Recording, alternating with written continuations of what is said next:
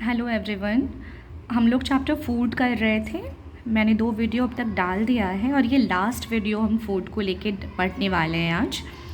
तो हमने oil sheet last topic किया था फूड का, जो कि सोर्सेज ऑफ फूड में हम पढ़ रहे थे। सोर्सेज ऑफ फूड का एक और टॉपिक है जो लास्ट बच गया था, वो था शुगर। शुगर के बारे में मुझे आपको बताना था, यानी चीनी। That is a carbohydrate. Sugar में कार्बोहाइड्रेट पाया जाता है। गन्ने का तना रसदार होता है, इसे जूस में सुक्रोज़ पाया जाता है। शुगर हमें मिलता कहाँ से है? गन्नों से मिलता है। उसके जो तने होते हैं काफ़ी रसदार होते हैं, बहुत रस भरा होता है उनमें, और उसके जूस में सुक्रोज़ पाया जाता है। ठीक है, इसी से चीनी बनती है क्रिस्टलाइजेशन के बाद। और crystals of sugar are obtained from the concentrated sugarcane juice and purified by the recrystallization।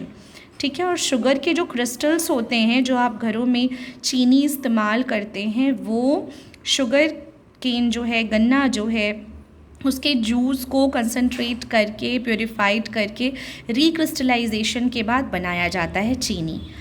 अब एक बात और जान लीजिए, root of beet are also rich in sugar. चुकंदर की जड़ में शुगर की मात्रा बहुत ज़्यादा होती है। ठीक है, अब हम लोग क्लास 3rd स्टार्ट करने जा रहे हैं। अभी हमने सोर्सेज ऑफ फूड पढ़ा है। आज फूड के बारे में थोड़ा सा और जानेंगे, और उसके बाद उसका नेक्स्ट टॉपिक है कंपोनेंट्स ऑफ फूड, वो मैं आपको बताऊंगी। थोड़ा सा मैं वापस से वार्म अप के वजह से थोड़ा सा मैं एलोबोरेट करती हूँ फूड के बारे में। वो एनर्जी देता है, gives us energy to work, जिससे हम काम कर सकते हैं। दैट प्रोटेक्ट आवर बॉडी, हमारी बॉडी को प्रोटेक्ट करता है, हमारे बॉडी को नरिश करता है, बॉडी बिल्डिंग में हेल्प करता है। फूड ज़रूरी है, भोजन बहुत ज़रूरी है हमारे लिए। बहुत सारी चीज़ें हैं जिनकी वजह से हम खाना खाते हैं। सोर्सेज के बारे में मैंने आपको फर्स्ट क्लास में बताया था। प्लांट से मिलता है और एनिमल से मिलता है, 2 स्रोत है, और उनसे क्या क्या निकलता है, कैसे कैसे मिलता है, वो मैंने ऑलरेडी डिस्कस कर लिया है। तो आप प्रीवियस वीडियोज़ में जाके देखिए। आई थिंक 2nd वीडियो था, उसमें मैंने ये डिस्कस किया है। ये 3rd वीडियो है और लास्ट वीडियो है। इसके बाद हम लोग फूड से रिलेटेड सिर्फ PYQs लगाएंगे, जो ऑलरेडी आ चुका है। अब हम जानेंगे न्यूट्रिशन, यानी पोषण। ये एक ऐसा प्रोसेस है जिसमें ऑर्गेनिज्म अपने खाने को इनटेक करता है, यानी ग्रहण करता है। ठीक है, हमें पोषण मिलता है ना खाने से। तो अगर हम कोई भी भोजन खाते हैं, तो खाना खाने के बाद, भोजन लेने के बाद, वो और हम जो खुद हैं, हम जो जीव हैं, तो खाने से हमें जो मिलता है, जो हम इनटेक करते हैं, वो पोषण कहलाता है। That is nutrition. न्यूट्रिएंट्स क्या होता है? दे आर कंपाउंड कंपोनेंट्स हो गया, जो घटक हैं। They are components of food like carbohydrates, fat and protein. जैसे अगर हम आलू खा रहे हैं तो आलू में कार्बोहाइड्रेट पाया जाता है, तो वो कार्बोहाइड्रेट्स जो है वो कंपोनेंट हो गया। और किस में पाया गया? तो पोटैटोज़ में पाया गया। तो हमें पोटैटोज़ से कौन सा पोषक तत्व मिला? कार्बोहाइड्रेट्स मिला। तो ये सारे कंपोनेंट्स होते हैं खाने के अंदर जो मौजूद पोषक तत्व, जिसे खाकर हम हेल्दी रह सकते हैं, जैसे प्रोटीन, कार्बोहाइड्रेट, मिनरल, विटामिन। ये सारी चीज़ें हमारे कंपोनेंट्स हैं। ये क्या करता है हमारी बॉडी के लिए, क्यों ज़रूरी है और क्या करता है? They reproduce our body. Nutrients भी दो टाइप के होते हैं। First is macronutrients and next one is micronutrients. Macronutrients वो पोषक जो हमारी बॉडी में ज़्यादा मात्रा में हमें चाहिए, और माइक्रोन्यूट्रिएंट्स वो पोषक तत्व जो हमें कम मात्रा में चाहिए, जो स्मॉल अमाउंट में चाहिए। जैसे मैं भी आपको इस चीज़ को समझाती हूँ। मैक्रोन्यूट्रिएंट्स में कार्बोहाइड्रेट, प्रोटीन, फैट्स जो हमारे बॉडी में बहुत ज़्यादा मात्रा में चाहिए होता है। हम हमेशा खाते हैं, कार्बोहाइड्रेट्स लेते हैं, प्रोटीन लेते हैं, फैट्स लेते हैं। बट जो माइक्रोन्यूट्रिएंट्स होते हैं, जैसे विटामिन और मिनरल्स, अगर ये हमें थोड़ी थोड़ी मात्रा में भी मिलेंगे तो इससे कोई फ़र्क नहीं पड़ने वाला है बॉडी को, है ना। हमारी जो बॉडी है, हमारा जो शरीर है, उसको न्यूट्रिशन चाहिए ग्रो करने के लिए, जैसे कार्बोहाइड्रेट्स, फैट, प्रोटीन, जो अभी मैंने डिस्कस किया है। क्योंकि अगर हमें न्यूट्रिशन नहीं मिलता है तो बॉडी माल न्यूट्रिशन की तरफ जाने लगती है। अगर हमें पोषण ना मिले तो हम कुपोषण के शिकार हो जाते हैं। माल न्यूट्रिशन को हम क्या कहते हैं? कुपोषण। ठीक है, कि हमें पोषक तत्व मिल ही नहीं रहा है, बॉडी बिल्कुल रेस्टलेस फील करती है और बिल्कुल एनर्जी नहीं लगता, क्योंकि बॉडी में कुछ है ही नहीं, क्योंकि हमने कुछ खाया ही नहीं है। तो हमें फूड लेना भी बहुत ज़रूरी है। मेन न्यूट्रिशन जो होता है वो मैक्रो न्यूट्रिएंट्स, जो मैंने भी ऊपर बता दिया, कार्बोहाइड्रेट्स, प्रोटीन और फैट्स। तो इसके अलावा हमारी बॉडी को वाटर, मिनरल, विटामिन और फाइबर की भी नीड होती है, जो हमारे माइक्रो में आ गया। ठीक है, विटामिन और मिनरल्स। तो हम ये जान चुके हैं कि कंपोनेंट्स ऑफ फूड कौन कौन से हैं। 6 कंपोनेंट्स हैं, इनको आप याद रखेंगे: carbohydrate, fat, protein, vitamin, mineral, fibres. Okay, आप इनको नोट डाउन भी कर सकते हैं। ये 6 कंपोनेंट्स आपको बिल्कुल याद रखने हैं। अब हम कंपोनेंट्स के बारे में पढ़ेंगे। First one is carbohydrates, that is energy giving food. Carbohydrate एक एनर्जी गिविंग फूड है, जिसे खाने से हमें ऊर्जा मिलती है। इसके अंदर 3 कंपाउंड्स होते हैं, कार्बन, हाइड्रोजन और ऑक्सीजन। कार्बोहाइड्रेट्स से मिलता है, जो हमें मिलता है वो 3 चीज़ों से मिलता है: फ्रूट्स से, वेजिटेबल से, ग्रेन से। फ्रूट्स में क्या क्या आ गए? मैंगो, वाटरमेलन, बनाना। वेजिटेबल, लगभग सारे वेजिटेबल में कार्बोहाइड्रेट्स मिल ही जाता है, बट याद करने के लिए आप ये दिमाग में रख सकते हैं, दैट लाइक पोटैटो। ग्रेन्स में राइस, वीट, पीस, बीन्स और ज्वार आ गया, साबुदाना आ गया। ये सारी चीज़ें हमें ग्रेन्स से मिलती हैं। Form of carbohydrates in food: starch, glucose, fructose, cellulose, sucrose. Carbohydrates जो खाने में प्राप्त होता है हमें, कार्बोहाइड्रेट्स के फॉर्म कौन कौन से हैं? तो स्टार्च हैं, ग्लूकोज हैं, फ्रुक्टोज हैं, सेल्यूलोज हैं और सुक्रोज है। Main carbohydrates found in our food in a form of starch and sugar. तो आप इसको एक बार याद कर लेंगे कि जो मेन कार्बोहाइड्रेट्स होते हैं हमारे भोजन में, वो किस फॉर्म में होते हैं? स्टार्च के फॉर्म में होते हैं या शुगर के फॉर्म में होते हैं। कार्बोहाइड्रेट्स बॉडी में ब्लड के थ्रू हम ले लेते हैं।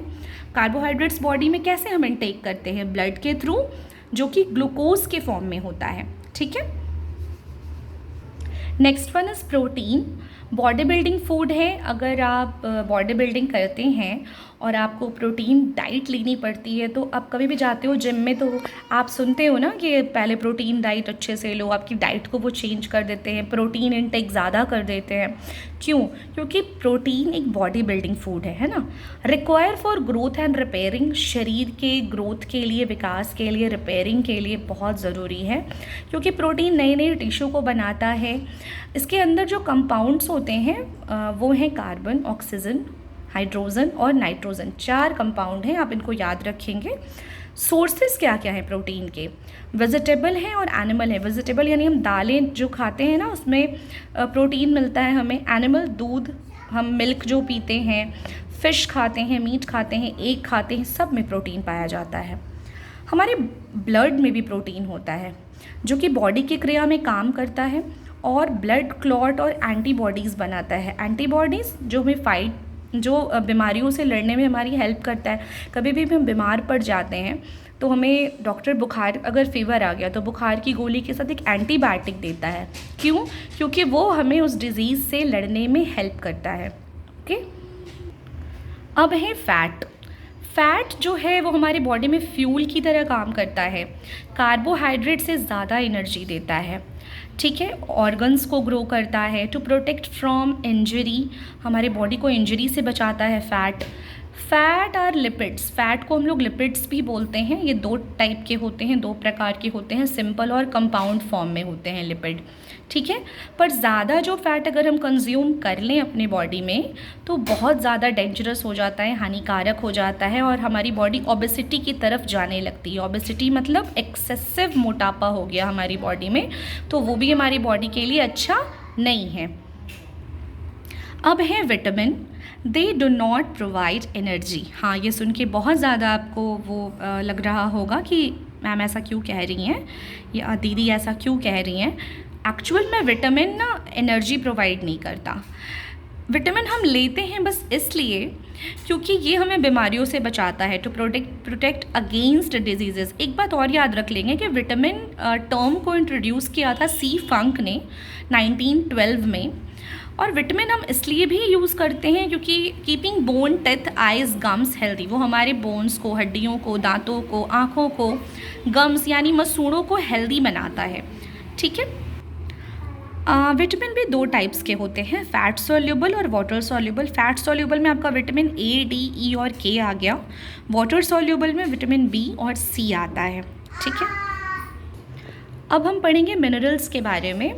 That forms of compound presence in mainly calcium, phosphorus, potassium, chlorine, sulphur, iron, iodine and sodium. Minerals जो है वो प्रेजेंस, उसका जो प्रेजेंस होता है वो भरपूर मात्रा में calcium, phosphorus, potassium, chlorine, sulphur, iron, iodine and sodium के फॉर्म में होता है। Need in small amount, body को बिल्कुल स्मॉल अमाउंट में चाहिए, ज़्यादा नहीं चाहिए मिनरल्स हमारी बॉडी के लिए, ये मैंने आपको बता दिया। नेक्स्ट टर्म है वाटर, जो कि आपका लास्ट है। Water is essential for all the reactions. Water बहुत ज़रूरी है, सबको पता है, जल ही जीवन है। बॉडी को 60 to 80% चाहिए। वाटर की आवश्यकता इसलिए भी होती है दैट रेगुलेट्स बॉडी टेम्परेचर, वो हमारे शरीर के तापमान को रेगुलेट करते रहता है। इसके बाद हम कुछ ऐसा चीज़ पढ़ेंगे जो बहुत ज़्यादा इम्पॉर्टेंट है, and see that is NCERT important terms. जो मैंने न्यूट्रिएंट्स का टेस्ट लिखा है, आप इसको या तो याद कर लीजिए या समझ लीजिए, क्योंकि इस टेस्ट से हर साल कुछ ना कुछ क्वेश्चन आ ही जाता है। 3 टेस्ट है, प्रोटीन का, फैट का और कार्बोहाइड्रेट्स का। सबसे पहले हम देखेंगे प्रोटीन टेस्ट के बारे में कि ये प्रेजेंस और एब्सेंस हमें कैसे पता चलता है कि हमारे फूड में प्रोटीन है या नहीं।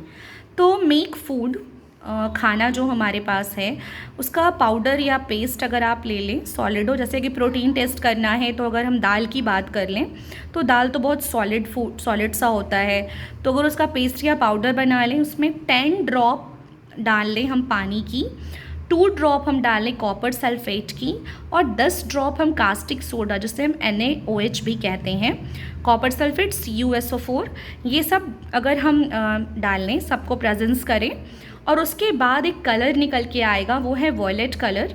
तो अगर हमें वॉयलेट कलर मिल जाता है, उसकी प्रेजेंस दिख जाती है, तो वो हमें ये बताता है कि हमारे फूड में प्रोटीन है ऑलरेडी। अब हम फ़ैट के बारे में जानेंगे। फ़ैट को जानना बहुत ज़्यादा आसान है, उसका कि प्रेजेंस है भी या नहीं है। किसी भी फूड आइटम को अगर आप लेते हो, पेपर में फ़ोल्ड कर देते हो या एल्युमिनियम फॉइल में फ़ोल्ड कर देते हो, रैप कर देते हो, तो उस पर हमेशा आप ये देखोगे, किसी भी वाइट पेपर को अगर दोबारा खोल के देखेंगे, उस फूड आइटम ऑलरेडी उसमें रखा है, तो उसमें ऑयली पैचेस आ जाते हैं। अगर आया तो उसमें फ़ैट प्रेजेंस है, नहीं आया तो उसमें फ़ैट प्रेजेंस नहीं है, एब्सेंस है। Okay. The last is carbohydrate test, जिसको हम स्टार्च टेस्ट भी बोलते हैं। एक फूड आइटम हम लेंगे जिसमें कार्बोहाइड्रेट है या नहीं है, वो आप देखिए। एग्जाम्पल के लिए मैं ले लेती हूँ पोटैटो। उसमें dilute iodine solution 2 to 3 drops हमें ऐड करना है, और उसके तुरंत बाद with a fraction of second या कुछ सेकेंड के बाद ब्लू ब्लैक कलर दिखेगा। अगर ऐसा कलर आप पाते हो तो स्टार्च की मौजूदगी उसमें है। ये कलर हमें ये बताता है कि स्टार्च यानी कार्बोहाइड्रेट प्रेजेंस है। ज़्यादातर आलू, ब्रेड, चावल में ये पाया जाता है। अच्छा, इसके बाद है आपका नेक्स्ट टॉपिक फूड का, that is cleaning of food. वैसे तो मैंने बोला था कि फूड का ये लास्ट वीडियो होगा, बट क्लीनिंग ऑफ फूड मुश्किल से मैं 3 या 2 मिनट का एक वीडियो पोस्ट करूँगी। उसके बाद ये आपका चैप्टर फूड बिल्कुल ख़त्म हो गया, और तुरंत मैं उस सेम डे मैं PYQs भी डालूँगी। आई थिंक मैं आज शाम में डाल दूँ या कल सुबह डाल दूँ या दोपहर तक डाल दूँ, बट मैं ये दोनों वीडियो जल्दी ही पोस्ट कर दूँगी। आपके PYQs, फूड से रिलेटेड सारे PYQs, और आपका नेक्स्ट टॉपिक जो है क्लीनिंग ऑफ फूड। फूड में ही 3 टॉपिक हैं, sources of food, components of food और क्लीनिंग ऑफ फूड, जैसा कि आपके सीटेट की वेबसाइट पे दिया है कि बस फूड से इन्हीं टॉपिक से रिलेटेड क्वेश्चंस हर साल आते हैं। Thank you.